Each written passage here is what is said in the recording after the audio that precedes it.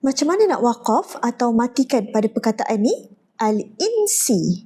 Okey, jadi ramai yang baca macam ni. Al-ins. Al-ins. Jadi bacaan tu salah sebab dia tak dengung. Okey, dekat situ kan ada nun mati bertemu sin. Dekat sini rupanya ada hukum ikhfa haqiqi. Jadi kena panjang dengung 2 harakat. Okey, jom buat revision sikit tentang ikhfa haqiqi. Okey, jadi ikhfa hakiki berlaku apabila nun mati ataupun tanwin bertemu dengan salah satu daripada 15 huruf. Okey, 15 huruf tu huruf apa?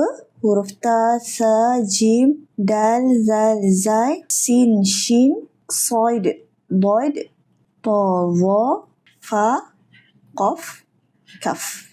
Okey, jadi untuk perkataan tadi, kita jumpa nun mati bertemu dengan huruf sin. Jadi apa kita kena buat? Kita kena sembunyikan bunyi nun tu. Sebab maksud ikhfa adalah sembunyikan bunyi. Sembunyikan bunyi nun tu. Jadi huruf nun tu bunyi samar-samar. Jadi bacaan yang betul adalah al-ins.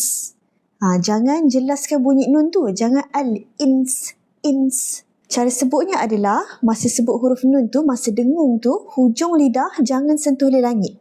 Al-ins. Kena dengung 2 harakat pada nun, baru masuk dalam sin. Istakthartum minal ins. Okey, dapat sesuatu? Kalau dapat, komen subhanallah.